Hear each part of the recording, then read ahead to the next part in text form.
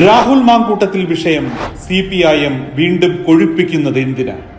ശബരിമല സ്വർണക്കൊള്ളയിൽ നിന്നും മാധ്യമ ശ്രദ്ധ തിരിക്കാൻ ഇടതു നേതാക്കളായ വാസുവിനെയും പത്മകുമാറിനെയും അറസ്റ്റ് ചെയ്തു.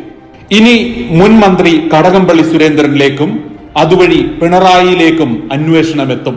മാധ്യമ ശ്രദ്ധ വഴിതിരിച്ചുവിടാനുള്ള ഒരു നാടകമാണ് ഈ പരാതി. ഇതുവരെ ഇല്ലാതിരുന്ന പരാതി തിരഞ്ഞെടുപ്പ് അടുത്തപ്പോൾ എങ്ങനെ വന്നു?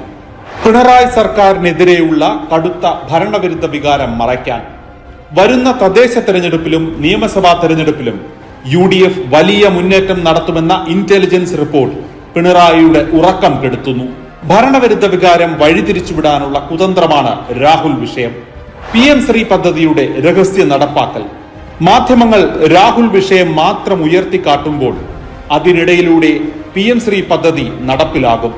പിണറായി കേരളത്തിലെ ജനങ്ങളെ മുഴുവൻ പറ്റിക്കുകയാണ്.